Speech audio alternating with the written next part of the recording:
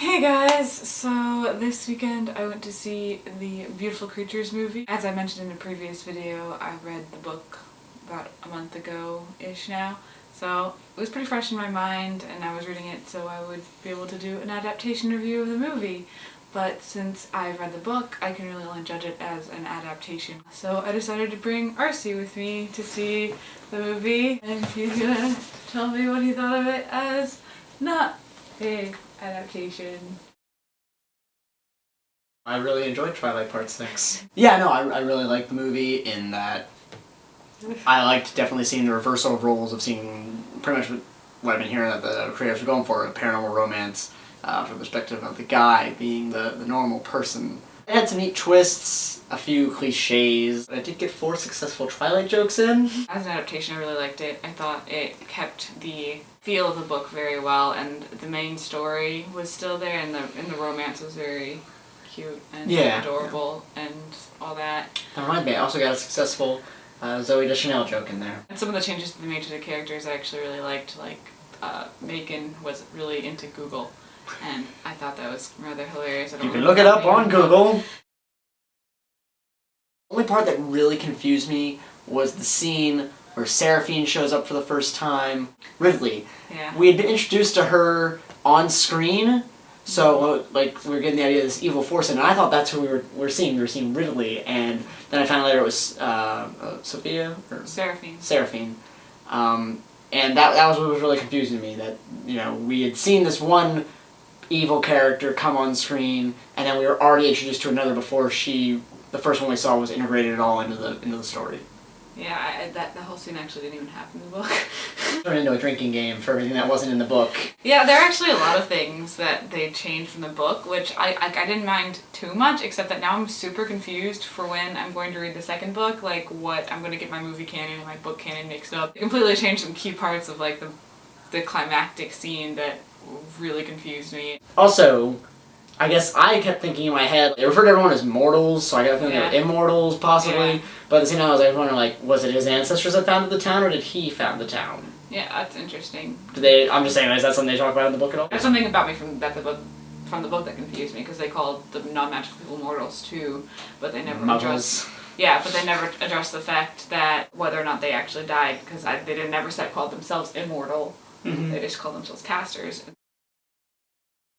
The main 2 characters were really cool to me, and Macon. Ethan, as he was put on films, brought from book to film, I thought the actor did a really good job of portraying Ethan. His voiceover southern accent was a little off, but his in-character accent was pretty good. I just want to read all those books. Why? I don't know, I've just never read Slaughterhouse 5 or... Oh, all the books that he was reading. Yeah. So I really like him in the books too, and all the reading he does is cute, but he's also like fits in really well with he's a charmer. He fits in super well, kind of like. I can't relate to that at all. Yeah, And he's really sincere, and I just really like that about his character, and really into books, and kind of has in the movie they don't really go into this, but both of his parents are professors. Mm-hmm. So that's where he gets his brains. The thing that I didn't understand, they kept making these points to show us that we were in small, rural, southern town, but like at one point he just whips out a smartphone.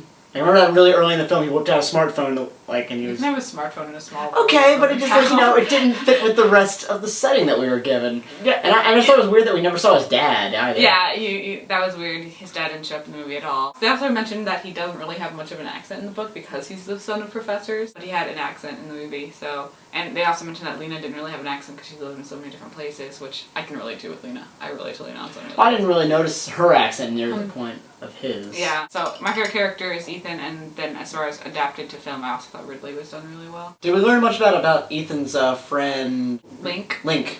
Yeah, his last name's Lincoln, so they call him Link. Did you learn much more about him in the book? He was more of a character. He was more of like the comic relief character, I suppose.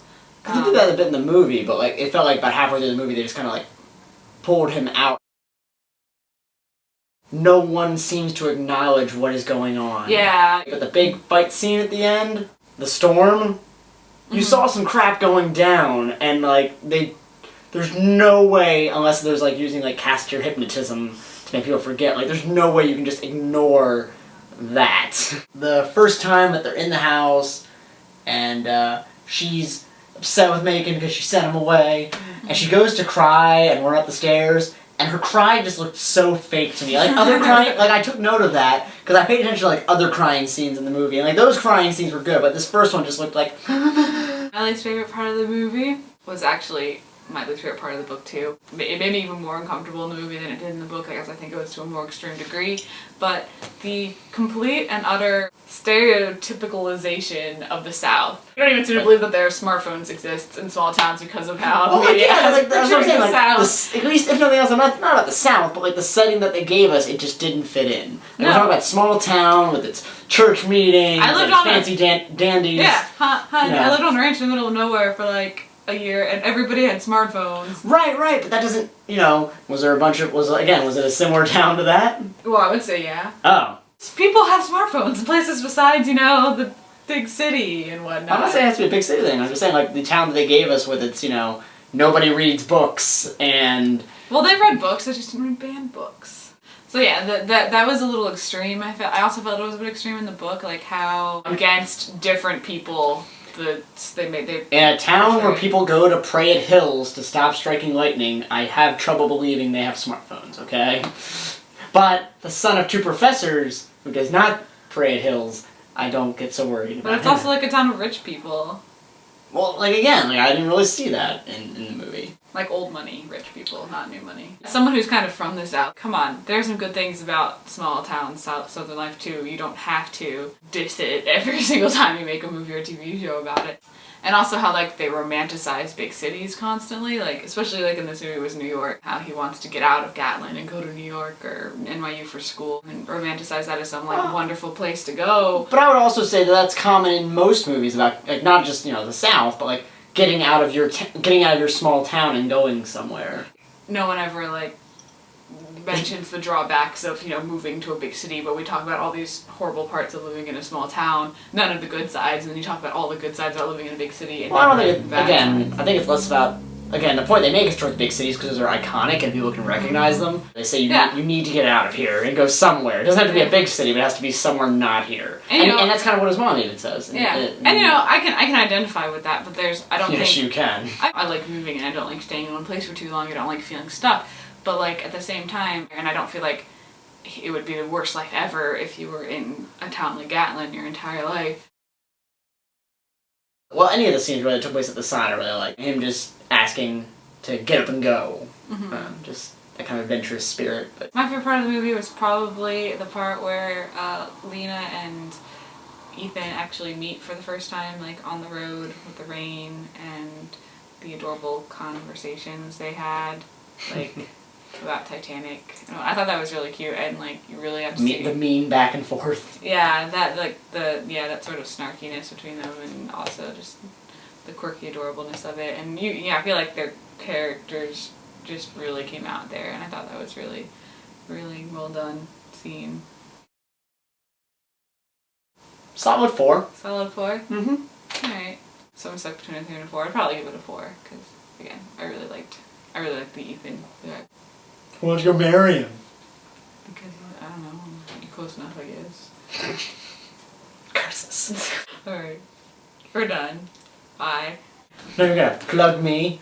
Oh, I gotta plug you. That's yeah, right. exactly. Alright, this is Arcy. He's pretty cool, I guess. I'll link to his channel on his face or something. Remember to like, favorite, and subscribe.